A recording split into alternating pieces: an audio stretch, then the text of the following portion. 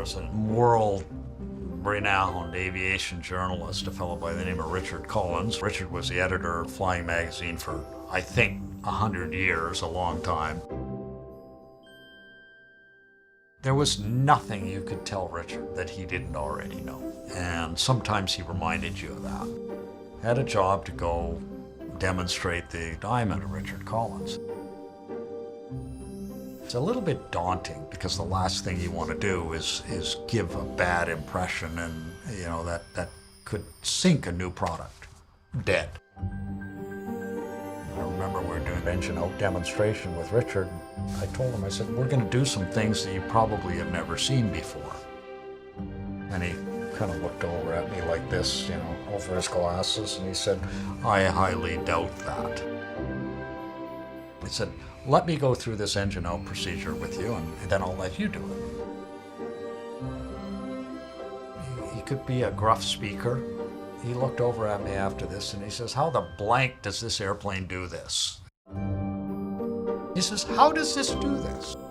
And I think that type of reaction, you know, from people who are extraordinarily experienced in all things GA, couldn't have been said any better.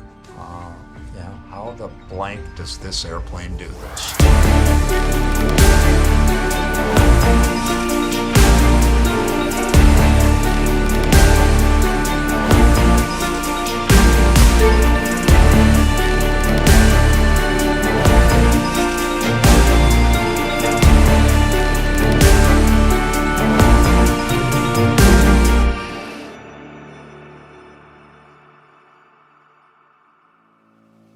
Diamond's priority is safety. It always is and always will be. It's safety by design, but it's also luxury and it's also looks. It's a perfect marriage of the two. It's fast, it's convenient, it's cost effective, but it's also attractive.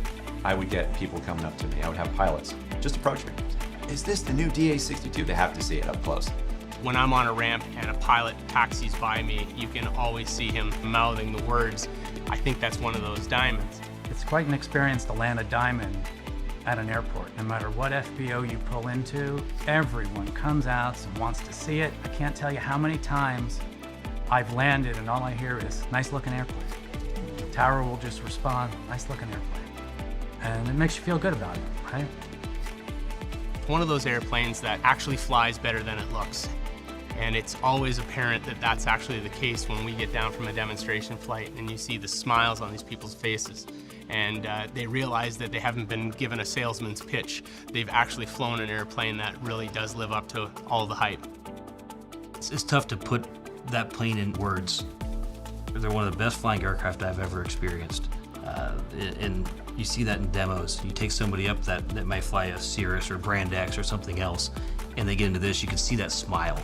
They get out of that thinking, wow.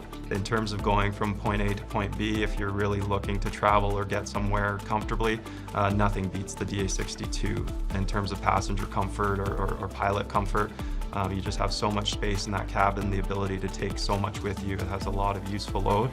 And of course, the safety with the second engine, whether you're flying at night or over mountains or over water. We are the new generation aircraft. We're the new generation airframe. Being composite, being diesels, being the forefront of the avionics. We had that advantage of designing an airplane much later in time and learning all the things that you do that come with time and studying aviation accidents and incidents, and then working on designs that help improve those things that were causing issues with previous models. It gave me everything that I wanted. It flies well in turbulence. It flies well in different weather systems. The fuel efficiency is phenomenal. The fact that we're able to burn Jet A in that airplane, which is a big cost consideration as opposed to avgas, is a big plus. Lots of utility, lots of versatility. Even if you fly it all by yourself and nobody or nothing else is sitting behind you, it doesn't cost a lot to run that airplane. But if you want to put 2 or 3 or 4 or 5 or 6 more people in the plane with you, you can do that. We find Typically our customers are extremely well researched coming in and they know the product well. I would compare a lot of our customers to the likes of Tesla buyers, people who enjoy modern technology but also rely on safety and comfort and want to make sure that the experience for themselves and their family is top-notch. My name is John Becker. I've been flying for 46 and a half years now. Ended up going on active duty. I was assigned to F-15. Went into commercial aviation, and lately flying the A330 predominantly to the Pacific or across over to Europe. John and I have been married for 40 years. The most recent exciting news is we purchased a Diamond 62. We've had it now 2 years? It's a little over 2 years. Tour with the Piper company, looking at Pipers in the hangar after the tour, and I turned around and I said, "What's that over there?" It was beautiful. Started looking around and went from the Cirrus, and Cheryl one day said, "Why don't we just get the 62 instead of the Cirrus and have 2 engines?" And that's what we ended up ordering.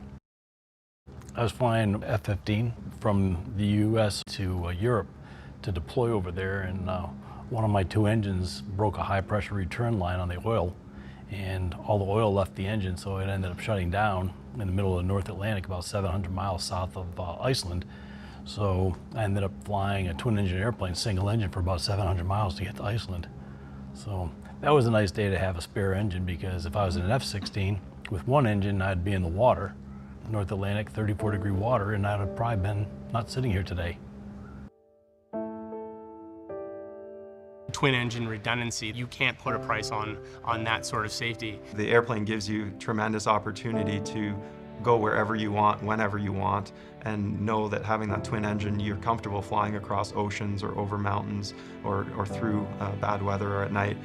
It's really an all-capable airplane. Of course, the rule of thumb in a single-engine aircraft flying over water is always be within gliding distance of land, versus the ability to just go straight across it with 2 engines, knowing that you've got that redundant backup there to help you get across in the event you ever had a problem with one.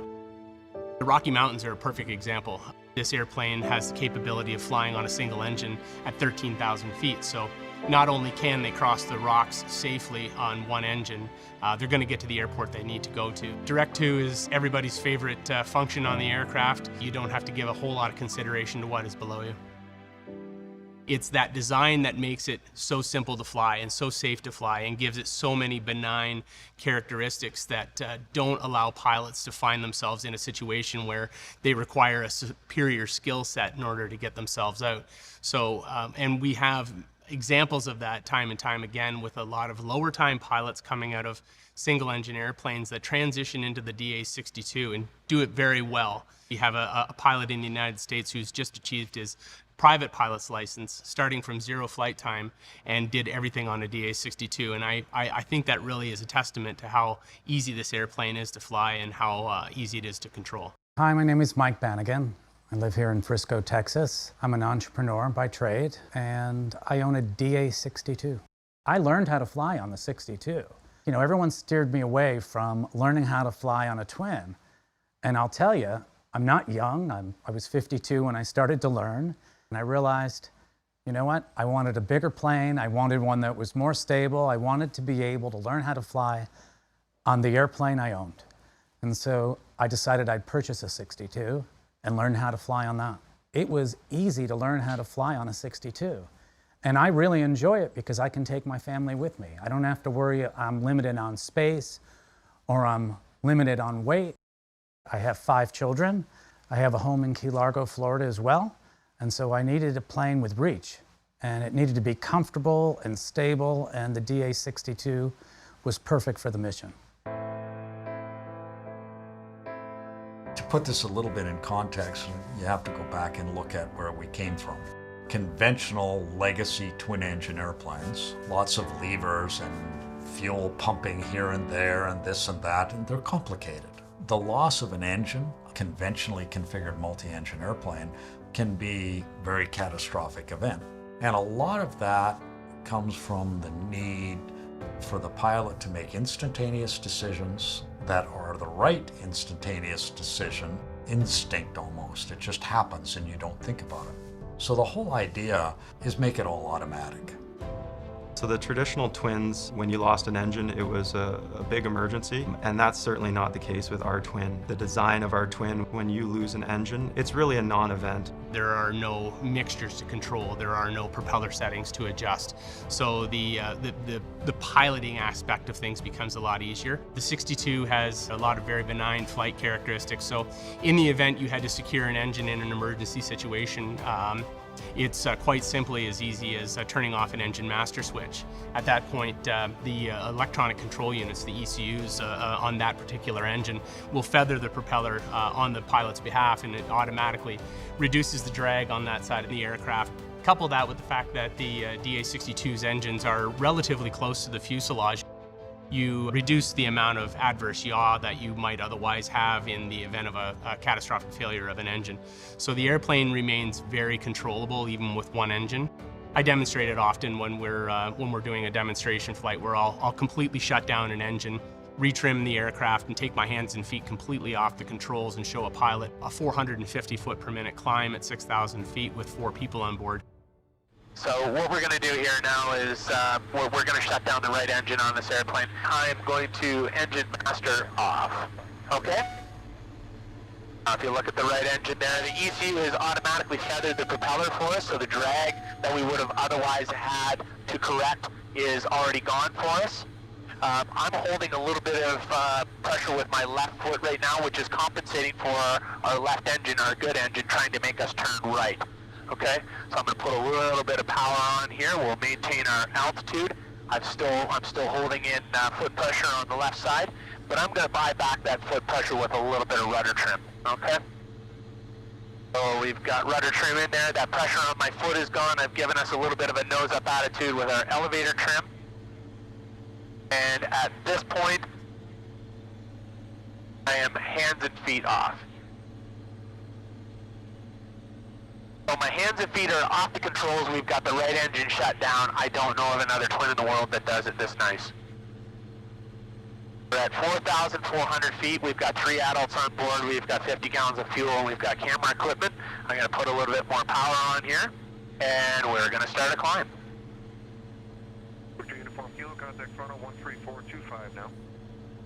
Now, the benefit of the Austral engine is that it's turbocharged, so we have the we can enjoy sea level horsepower with these engines until about 12,000 feet. So they are able to carry us all the way up to 13,000 feet on one engine.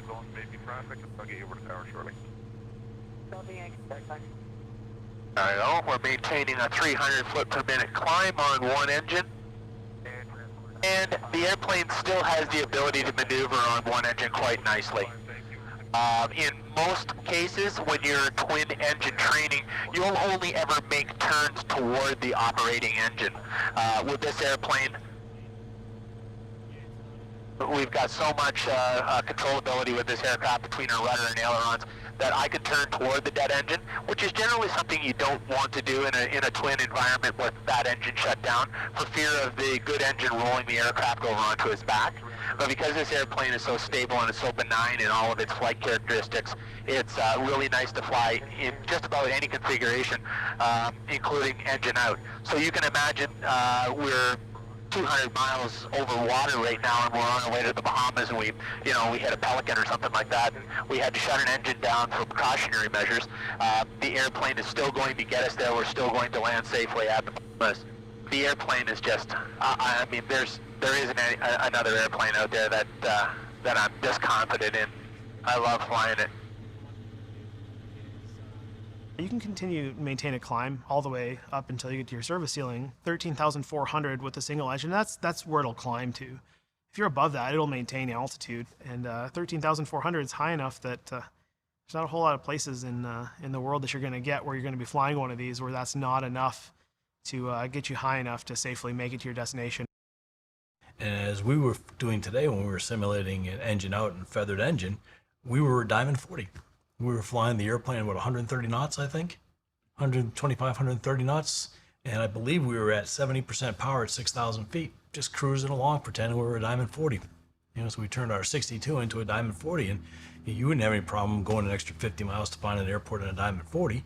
So with one engine shut down in the 62, I tell people we just turned into a Diamond 40. Flies great, single engine.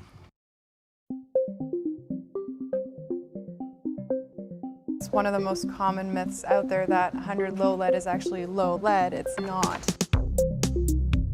Avgas 100 low lead, a good marketing spin, but it actually has 4 times the lead content of previous leaded car gasoline. So it's a very bad fuel for the environment, and right now it's estimated that 50% of all airborne lead contaminants are coming from aviation fuel, avgas specifically. But that's where our aircraft have the advantage, burning the jet fuel, and they also burn 40% less fuel than the traditional gas airplane of the same horsepower. So you're not only burning lead-free, cheaper fuel, but you're also burning about half as much as in a gas engine. The fact that we're burning lead-free fuel, I think, is a really big step forward as to where aviation is probably going to have to head. Leaded fuel will become banned at some point in the future, there's just no doubt. And the fact that the Austro engines are so fuel efficient, there's nothing to compare it against at this point in a piston aircraft, especially a twin. It's kind of funny, pull into an FBO and walk inside, tell the people at the front desk, they say, you know, I need a top-up Jet A, and yes, sir, you know, that expecting you're going to top up your Gulfstream. Well, you know, and you know, the fuel bill is $123. People always think multi-engine just means double the fuel, where this thing burns 16 gallons an hour total, where you look at your competition single engine burns 16 gallons an hour plus with one engine. The maximum fuel burn at full throttle in the DA62 is only 18 gallons an hour total. So that's not per engine. Most people say, no, per engine. No, that's total for both engines, 9 gallons a side. So it's extremely fuel efficient for a twin, and even as a twin competes with fuel burn of a high performance single. In most comparable twins, we're seeing, you know, fuel burns between 16 and 25 gallons an hour per side versus what I typically cruise at is 7.6 gallons per hour a side, and that's at an 80% power setting.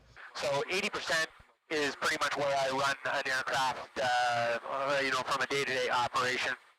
There's 80% load right now, and what's different about the way you read your power settings in the Diamond airplane is that you're dealing with a percentage of load now versus a manifold pressure and a fuel flow setting.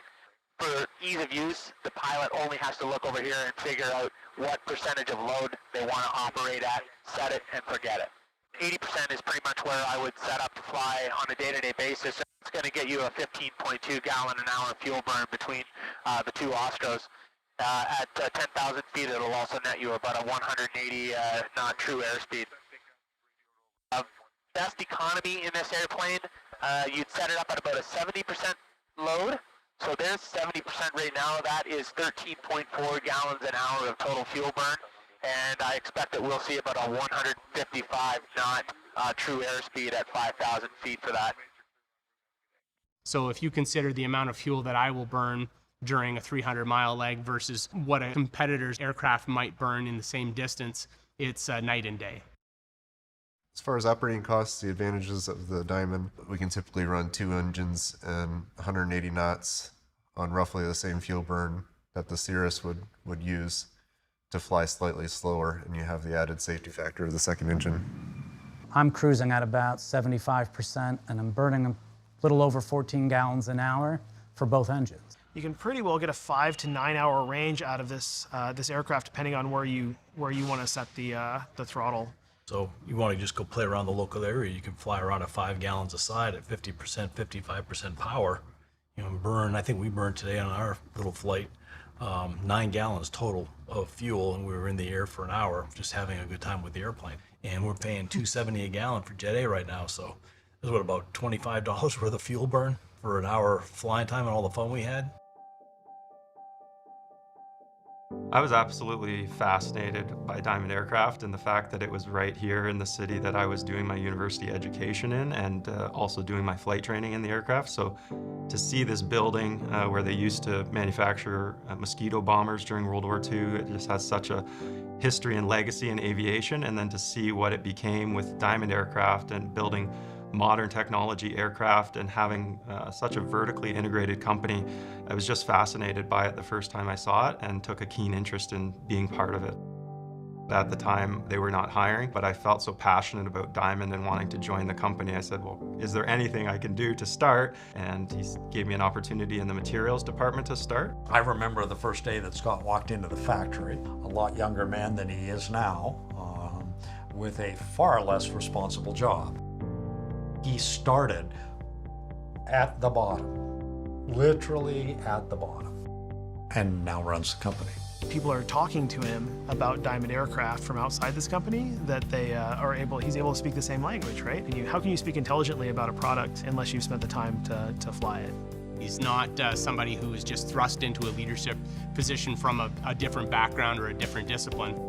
He's been a real boots on the ground, hands in the dirt kind of leader. It certainly goes a long ways when he can actually talk the talk and walk the walk. The CEO of Diamond Aircraft flies his own family in a DA62. It really is a testament to the product.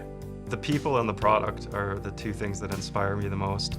As I said, I had the opportunity to grow up in this company alongside many of our colleagues. Walking that production floor anytime, day or night, always excites me, and sometimes late at night when I'm the last one here, I'll go down and go sit in an airplane and just kind of make sure everything's up to par, and and look for opportunities on how we can improve our product. So I regularly walk the production line. Obviously, I was in charge of operations, so I'm very familiar with it, but I like to ensure that the product quality remains there as we grow our workforce.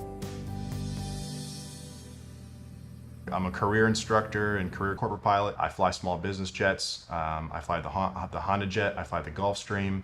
But most of what I do, 80% of my flying, is teaching in the DA62. So I started the school about 4.5 years ago, made the business model around modern aircraft.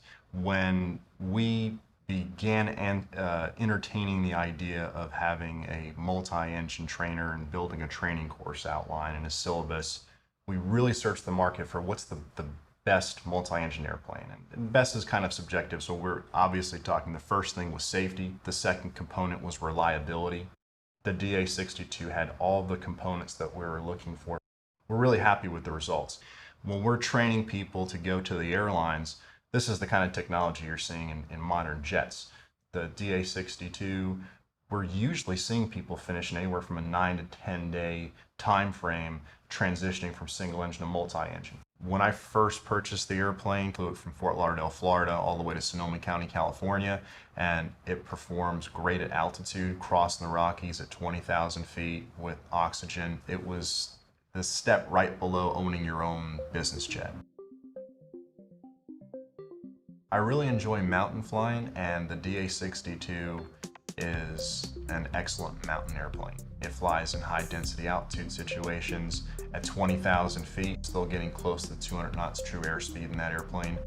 The takeoff and landing distances are extremely impressive. It goes in and out of short strips, which is a big plus, especially in high density altitude situations. The airplane's turbocharged. Having an airplane that's capable of mountain flying is a big plus. You can get to point A to point B quicker, and you can get in and out of small airports that you would otherwise not be able to get into in jets or airlines.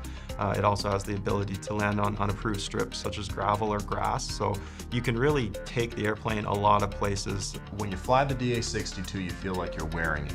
It's extremely responsive. It has a control stick, which is similar to what we have in our Extra 300. So when we fly that airplane, it's the same kind of feel. Somebody that's coming from a different brand with cables and pulleys, where this is push rods, a little control makes a big difference. Doing very aggressive power on stalls and power off stalls. The DA62 is remarkable because it just stays in a buffet. There is no wing drop whatsoever. The airplane just doesn't want to stall. This airplane is just a sweetheart when it comes to stall performance. If you set it up with the gear down and the flaps down, you can pull it into a deep stall and it'll just buff it like crazy, belly to earth, and then as soon as you let go of the back pressure, it'll start flying again. It's a really forgiving airplane. There we go. So there's 75 knots. When you get to the water, make the left. And I'm just going to apply a little bit of power there, and I'm going to hold 75 knots. We're holding the altitude that we're at here right now, about 5,100 feet. Over Welfare Park at 4,000 or 4,500. And it's always nice to be able to show people that the airplane will fly steadily at this power setting and at this airspeed, because you can imagine yourself right now in the downwind with a 152 or maybe a little Archer or something like that. You don't have to worry about chewing off his tail feathers at this point. Nice and smooth, yes, still lots of aileron authority, and that is part and parcel to that long wing that we have with the ailerons all the way outboard, coupled with the vortex generators out there that are helping to keep that airflow stuck to the ailerons. So you still have lots of controllability even at the slower flight envelope. And then what I'll do here now is I'll bring it right back to the stall, okay? So at this altitude with the load that we have on here right now, we should hear the stall warning at about 72, 71 knots. There it is, 71 knots. And in a flight exam, you would certainly be expected to recover right here. At this point, you can start to feel the onset of a buffet. And what I'm going to do here is I'm going to demonstrate what a deep stall looks like. I'm going to continue to bring this stall all the way back. So that's the horizontal stabilizer that you feel rattling back there. That's the airflow buffeting off the horizontal stabilizer. So this airplane's stick is almost completely back as far as it'll go here right now. Descending 850 feet, but this airplane is fully stalled. You'll notice there's no violent tendencies to drop a wing or to drop a nose, and the recovery is quite literally just release the back pressure on the stick. I'm going to start bringing up the flaps, the power's coming back on, our airspeed is increasing, landing gear is coming up. Our landing gear is up and secure, and our last notch of flap is up, and we're going to start to accelerate again. It was all the way back as far as it would go, and the airplane still didn't want to do anything nasty. The engine on the DA62 is the Ostro AE330. It is a 4-cylinder, 2-liter turbocharged engine producing 180 horsepower, running on jet fuel, of course. The engines are extremely reliable. The Ostro turbo engines, I've had the pleasure of flying it for a year and a half. Never had one hiccup, not one issue at engine start. It didn't matter if it was extremely hot or a quick turn or if it was cold. It was always there and always worked. I think realistically, using automotive technology or having the backbone of what led to Ostro's technology being proven in the automotive industry has helped it to be so reliable. So because it's all controlled by the computer, you just push the button and it starts. Just like a car, just like it should. So even the run-up now is you have a run-up and you push the button, it cycles the prop and it says, yep, you're good to go. And once that's done, you're good to fly. Like a Lycoming or Continental is air-cooled, this is water-cooled. So there's our radiator under there and it has coolant just like your car. So it maintains a constant engine temperature, so you have to worry about shock cooling the engine or over-temping the engine. There's no spark plugs, so you have no magnetos. This one is controlled through a FADEC electronic control unit. There's 2 of them per engine, so you have redundancy. It's similar to the computer on your car that controls all those things, but really on steroids in terms of redundancy and software and ability to handle altitude changes. And this one is also turbocharged. Doesn't matter whether it's cold or whether it's hot. It starts the same. When you pull up to the pumps in your vehicle and you shut your car off and fill up, you don't expect to have to get back into that car and have trouble starting it. It's the same thing with the DA62. The Ostro engine, you just jump right in, engine master on, you hit the starter button, and away it goes. If you compare a DA62 to some of the competitor airplanes that are out there that do a similar job, they cost over twice as much money. They burn twice as much fuel to do exactly the same job. You know, when I think about what this plane does versus the DA62, it's really almost the same payload, the same number of passengers, 2/3 the altitude, 2/3 the true airspeed, incredible redundancy of system, but the DA62 is 1/3 of the price of this, and frankly, it's less than 1/3 of the operating cost. Before I bought a Diamond, I looked at other airplanes. I actually flew in a Cirrus before I decided on flying a Diamond. And I went up in the Cirrus, I did a lot of research. You know, a lot of the selling features is it has a parachute. Well, that's not the way I want to land an aircraft, right? I think that's just the way you crash. For me, the reason I chose a Diamond and a twin is I wanted that second engine. I wanted the ability to go up, feel comfortable, know with my family in it I felt safe, I did fly other airplanes that had the side stick or it had the yoke, and what I really enjoyed was the center stick on a Diamond. It really makes you feel like a fighter pilot out there. I've looked at other airplanes, specifically the first airplane we looked at was a Malibu. I got in the cockpit and I said I would never fly this airplane anywhere for fun. So almost immediately that knocked the Malibus out of what we were considering. We actually looked at a Cirrus, and then we decided we wanted to go with a twin-engine airplane versus a parachute. Personally, if I'm flying night IFR, I like having the second engine to be able to plan my arrival with the ground. Well, I would rather have another engine than a parachute any day. You can pick where you're going to land. If you deploy a parachute, you don't know where the wind's going to take you. And then oftentimes over the mountains or in rough terrain, they don't come down as softly as the videos show. Multi-engine aircraft is reliable. You've got two engines, you get redundant systems. Plus the stall characteristics of the aircraft, it still flies in a stall. It actually comes down in a stall softer than a single engine with a parachute. 62, I think is 8 inches wider than a Cirrus and more headroom when you're sitting up there. So size-wise, it's great. You can actually put 3 people in the middle row of 3. Again, it's not about the destination, it's about the journey. I'll take my daughter to college in it, and she'll say, "Dad, how long is the flight?" And I tell her, who cares? We're gonna get up in the air and we're gonna go and we're gonna enjoy the ride. I have a big family. I've got 5 children, so anytime we fly, there's 7 of us. This airplane offered plenty of room and space that I can take my kids to college, I can take the young ones with me and go for lunch anywhere we want to head out to, and it really factored into why I decided on a 62. I love going places for the first time. Say, for instance, we just went to the UP about a month ago, and we landed up there for the very first time. I'm from Michigan. I've never been up there. I've never seen Lake Superior. And when I see these things for the first time, that's when I get really, really happy. From here, it's an 11-hour drive because of the Mackinac Bridge. After we had 3 really nice days there and then flew home, how long was the flight? Hour 45. Yeah. For what is normally, if the bridge is open, an 11-hour drive, basically. So we're just really grateful that we have the ability to do that. You know, I've actually had my whole family in there. We had 6 of us, and we went off to a dinner with for my mother, and you know, it was great. It was an hour-and-a-half flight.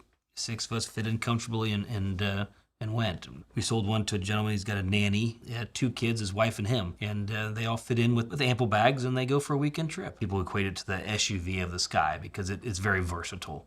You know, it's luxurious, like I guess like a Cadillac. You can haul just about everything you need to, plus some. Yeah, in a year of COVID, especially, it's great to have your own airplane, right? I can pick up and see my son in the Air Force in Destin. He's not allowed to leave. I think it's outside 10 miles of his Air Force base. So it's great for me to be able to pick up, fly to Destin, see my son, and come back home. I have another son up in Denver, and it's the same thing. I really enjoy the freedom that Diamond offers me. So the founder of Diamond, Christian Dries, he was watching a Formula One race, and the thing just spun out of control, crashed, smashed, and just pieces everywhere, everything else, and what was left stuck up against the wall, and the guy had to have been dead, right? So we wait 3 or 4 or 5 seconds. Next thing you know, the guy gets out, waves, "Hey, I'm okay." And he looked at that, and he looked at airplanes because he was a pilot, and he thought to himself, why can you walk away from an accident in a car, but you're not gonna walk away from an accident in an airplane?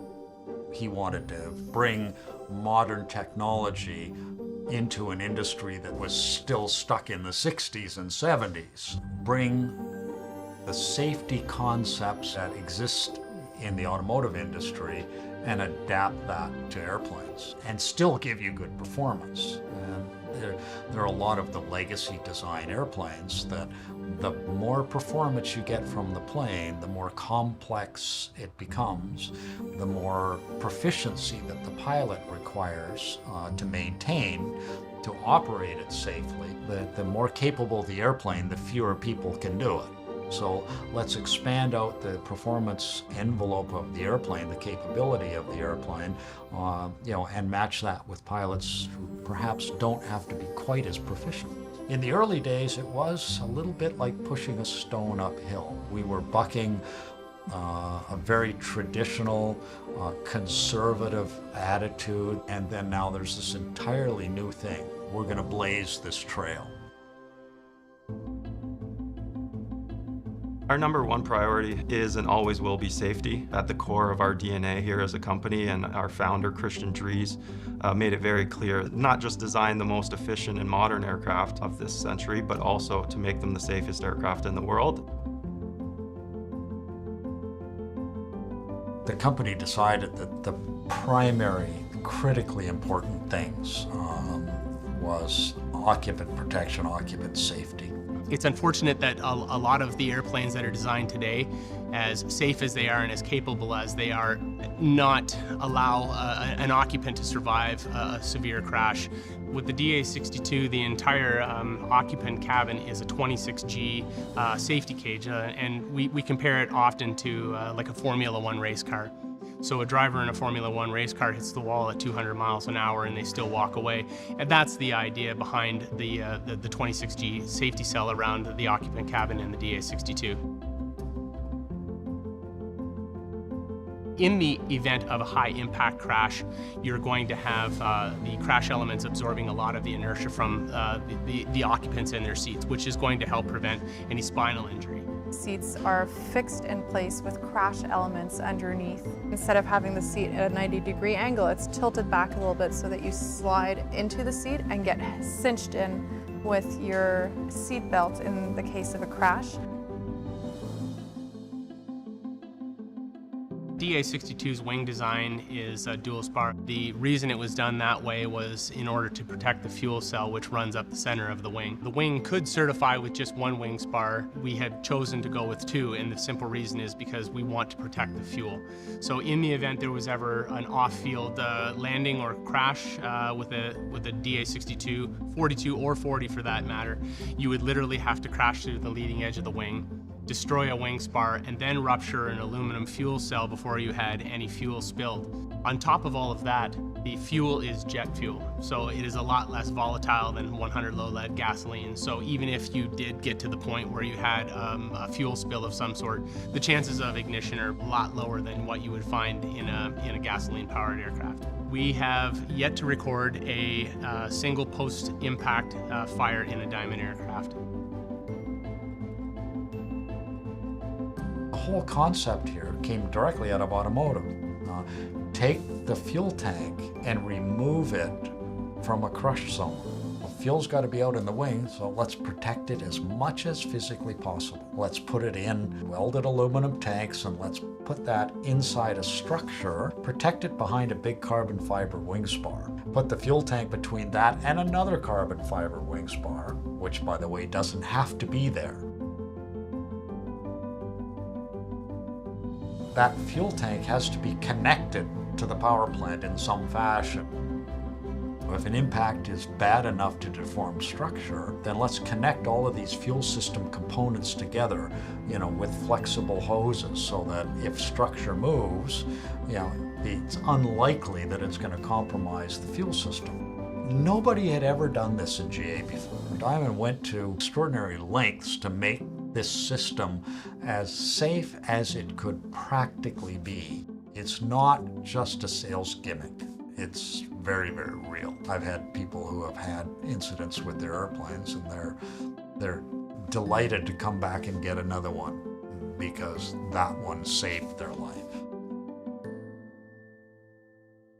Unfortunately, fatalities will still happen in any part of the aviation sector. It's an unfortunate part of what we deal with. It's still much lower than what you would find on the highways, for example. We haven't had any accidents where there's been fatalities where it has been mechanical failure of the aircraft. We don't just have a great safety record because we got lucky. We have a good safety record because that's first and foremost in our safety culture, and we design products with safety in mind. And that result is what we see today after 25 years still being the safest airplane in the world. But it wasn't by accident. It was always designed in from the beginning.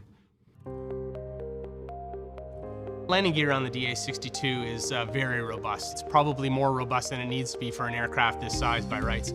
It is a trailing landing gear with a very large tire, and a very large oleo strut, which is a nitrogen oil-filled strut, and it will absolutely absorb everything you can drop on it. It really does make a bad landing feel good. The landing gear is so large and kind of in charge. You almost just fly it above the runway and it does the rest of the work for you. Super stable, plus the wide landing gear that it has on the mains is just really friendly, and you know, if you're kind of off a little bit on centerline, it will almost auto-correct for you, straightening it out. It's really a dream to fly. From a safety standpoint, its fail-safe is down and locked. So even if you lose hydraulic pressure in your hydraulic system, the gear is down and locked. There's an emergency lever, and it will fall by gravity and lock. It has 7 seats. I've filled all 7 seats. They're not just a marketing thing. I have put 7 people in it with about 30 to 40% fuel, which has not been a problem because it's so fuel efficient. I'm 6'3". I have sat in every seat, even the far back, and I've got fairly long legs. I've had my kids in the far back as well. That's their favorite place to sit. They can plug in their headphones back there and give them their iPads, and they're just perfectly happy for as long as they need to fly. The DA62 is speaking more to charter operators in that 1 to 3 seat segment that are looking for a solution that's cost-effective, comfortable, luxurious, and that matches what their passengers are used to from larger aircraft. There's approximately 10 certified colors currently on the DA62, and there are some more exciting colors in the works, more vibrant colors that will be coming out. Porsche Macan or a Cayman or something of the SUV, because it is more like a sports car in the way that the feel of it, the way you sit in it, the way it wraps around you. It is like a luxury SUV type feel with the leather seats. They're comfortable, there's plenty of leg room, and they feel like they're in an upscale environment when they fly in the airplane. The level of comfort in the aircraft and the noise levels, the smooth, easy ride, the large panoramic windows. So for the people who do like to look outside, the aircraft offers a very nice view.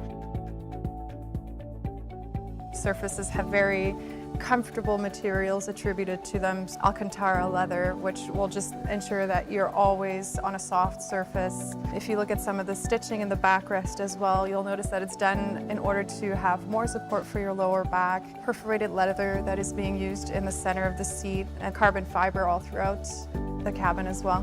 With the air conditioning, it stays very comfortable inside up to some of the hottest days. It has an additional alternator that drives an all-electric air conditioner. We did certify the airplane for takeoff and landing with the air conditioner on. As opposed to like older airplanes, it's, oh, you gotta turn that off for takeoff and landing and this, that, and taxi, and you're like, oh, that's exactly when I want it, you know?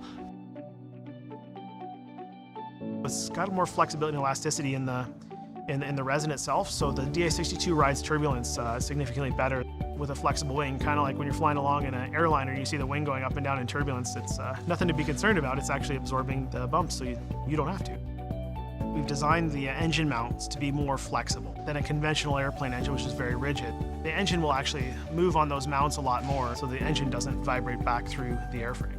You can quite literally take your headset off inside of a DA62 and comfortably have a conversation without having to really raise your voice. I would compare it to the ambient noise level in a commercial airliner.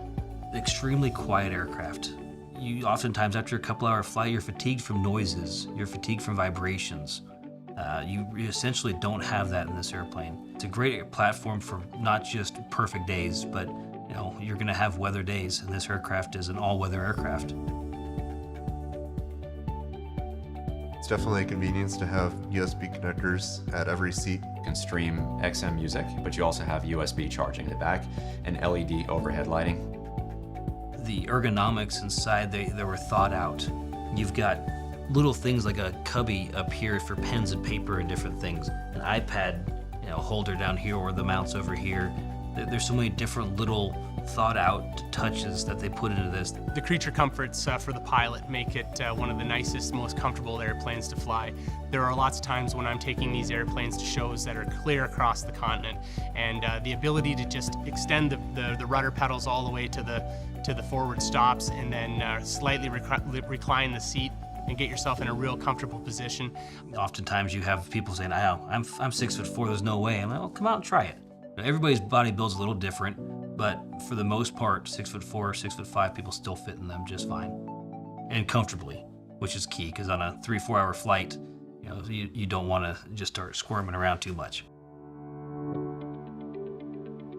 You have capacity in the nose of the aircraft on both sides, actually. So it's real convenient for loading from outside the airplane. You can pop the nose luggage compartment open and throw the bags in the front. You actually can fit a full golf bag on the left side of the nose.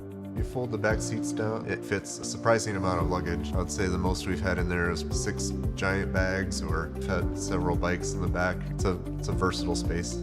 One of the great options with the 62 is you can remove the third seat and put in the cargo tray, which I've done.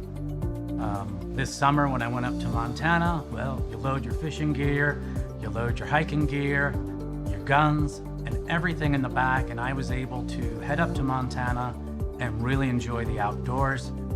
No issue with the load, the weight. Garmin weather radar that we have in the nose of this aircraft is a very useful tool, especially for a pilot who is going to be doing a lot of flying in heavy instrument conditions. We're also getting weather from XM satellite weather, NextRad, but in some cases they may be 10 to 15 minutes delayed. So if you are finding yourself flying along in solid IMC conditions and there may be embedded thunderclouds, you're going to see a reflection off of the storm cell itself in real time, and it's a real asset to a pilot who's otherwise saturated with flying in difficult conditions.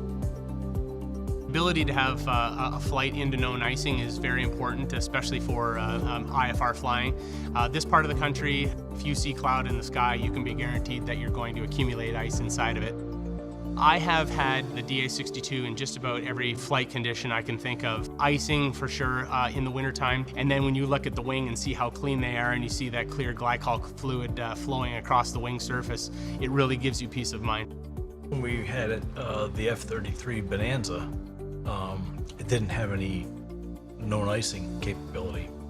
In fact, there was a prohibition in the flight manual that said you couldn't even fly it if there was forecast icing. So if you have a day here in Michigan from about November through April, you always have clouds and there's always a forecast of icing. So technically you couldn't fly the airplane if you had to go up through the clouds because it was forecast icing. So basically the airplane would sit over there in one of the T hangars from November through April. The advantage of the DA62 is the materials that it's made of. With it being an all-carbon fiber fuselage, the material that we're using here to build aircrafts is proprietary to Diamond, and it has significant advantage because it is used the moment it is created. We've always built all composite structure airplanes since the beginning of Diamond, and more people, especially the big aviation companies such as Boeing and Airbus, are implementing more composite into their designs, and that optimal strength to weight ratio just makes it the perfect choice, and it does not fatigue like metals. Metals will fatigue with time, but composites do not. We have aircraft still operating that were delivered in the early 90s, DA20s, that are over 25 years old now and approaching 20,000 flight hours and working hard in flight training environments where people are learning to land and bouncing down the runway quite often. So they take a beating and they just keep performing, and we don't see any degradation of the airframe when we do our major structural inspections, and they're just holding up fantastically. Composite airplanes have some inherent advantages. Fiberglass, epoxy composite airplanes do not corrode. They will literally last forever. The airplanes are designed and manufactured to such a level. The load tests that are done to failure on things like wing spars and those kind of things, it's mind-blowing. We have a flight school on the airfield. They called us and said the airplane's landed, gear up, it's on the runway. We dispatched a crew. We had the airplane back up and running, generating revenue within 11 days. Gearboxes replaced, props replaced, composite repairs performed, repaints done, maintenance release, test flight, all in 11 days. We're certainly recognized for our strong safety record and our safety culture, and that's why I put so much emphasis in present to underwriters, to educate them on the brand and the product and to show them why we're different. We are really favored heavily upon by the insurance companies. We do compile Gamma and NTSB safety statistics, which show that we are really the industry leader in safety first. So the Diamond Safety does give you the advantage on insurance rates, and we work with a company in the US that has preferential rates for Diamond aircraft, so you'll see quite a big difference. There's several insurance companies that understand the DA62. They may require you to go up with an instructor for an additional 5 or 10 hours. Somebody with a fresh multi-engine rating shouldn't be scared of insurance on this plane. We also have Diamond financing, so we have aircraft financing available for all of our products in the US. You can complete an application through our website and get approved within 24 hours. So it's quite an easy process, and we're here to help potential customers along and just help them make the right decision that's going to meet their mission. So yes, you can also dry lease the aircraft back to a charter operator. So there are some operators that are already running this model quite successfully. A lot of people will consider a major purchase like a DA62 as a business proposition. In a lot of cases, an owner may not even be a pilot and end up buying a DA62 to generate a revenue stream somewhere down the road. Leaseback opportunities with charter operators is a perfect example. We're finding more and more people calling in on the sales line asking about the opportunity to buy an aircraft and take advantage of the tax incentives and then utilize that airplane maybe for themselves in a small portion, but then have somebody else operate the aircraft on their behalf. I really appreciate hand-built cars, right? All the Corvettes were handmade at the time. I used to own Bentleys, and I loved it because they were hand-built. I knew that car was custom-built for me. And same with Diamond. I know that airplane was built custom just for me, and I could watch it being built. I really encourage everyone who's either thinking about buying a Diamond or buying a Diamond to go see how your airplane is made. It makes the difference. I mean, you can see the amount of quality that goes in to everything they do, from building the fuselage to putting in the interiors, the work they do on the engines. It's a great experience. Unlike many aircraft, they build their own wires up there, they manufacture it, they put in the instruments. They really go the extra mile to make sure that they're building a high quality airplane. So the DA62 for the North American market is actually made in North America. We're very open about how we go about things and how we produce the aircraft, and we're very proud of what we do. So typically having somebody walk through here and showing them and explaining detail by detail just in the materials that are used in the finish and the amount of detail that goes into every single aircraft. Everybody in this factory puts their heart and soul into the aircraft. You'll see it when we walk down the factory floor. Everybody knows each other by even name personally, and that goes to showing the quality end result of the product. All these little details that you don't see when the aircraft is fully assembled, it's really fascinating to see people's reactions as they're walking through here and realizing how much thought has been put into safety with this aircraft. Something so unique to this work environment that it's a family business that got big, but it still has that family feel. I mean, that's one of the most exciting things about Diamond manufacturing is that vertical integration. So most aircraft facilities are just doing final assembly and they're getting all the bits and pieces from other suppliers. In our case, we're doing everything from scratch. We even make our own impregnation machines for the resin and hardener, so we're mixing basically real-time pre-preg with proprietary machines that Diamond invented and builds ourselves. So it's quite a unique process to literally see it go from rolls of cloth and barrels of resin and hardener into eventually the fuselage shape and the wing shape, but then ultimately, flying it out the back door and getting it to a happy customer. There's no greater feeling.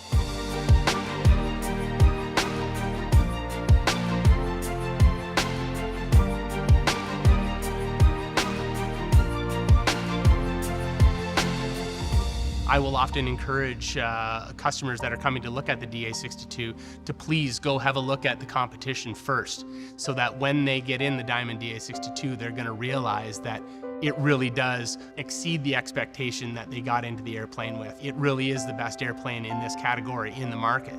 I have a lot of passion for talking to people about where this company is, where it came from, where it's going, what we have on the horizon. It's easy for me to do because I love it so much. The sales process is really just the beginning of that relationship and that partnership. We do put a lot of effort into creating a good ownership experience right from the first phone call and introduction, right through the production of their aircraft and the delivery, of course, which is always a happy day. And then our customer support team takes over and makes sure that they're well taken care of in the field through their ownership experience. Taking off and landing, I really enjoy it, right? Because you're there and you're in the moment and everything's happening quickly. And I'm like, I love this airplane. I love it. And I watch folks land in other airplanes and, you know, I see they're less stable or they don't have as much control. And I'm like, I love my DA62. It's incredibly important, especially when you have your children in the aircraft, right? You want to know you're always in control, that the airplane is stable, that you know it's got all the safety features in it that you could possibly want, and you have the confidence in knowing you're going to get to exactly where you're going. Appreciate aviation. With Delta, I always feel we bring families together. With the commercial airline business, it's always, I think that's the nicest part about it. We can do the same with ours. We can go see our family. We have grandchildren, and we've got the freedom to, especially under these circumstances currently right now where everybody's so restricted, it gives us a lot of freedom and peace of mind that we can fly, stay safe, and be healthy. I'm just really grateful that we have this opportunity, and I know I owe it all to you. So, yeah. You know, it's like one of my colleagues said one day, he said, you know, when you're lying on your deathbed, the last thing that you're going to be saying is, I wish I had worked more. Why wait? You know, I think we spend so much time trying to justify this, and, you know, we're trying to convince ourselves. I mean, we sell brand new airplanes to people in their 80s. Stop trying to justify it, you know, and just enjoy it. You only live once.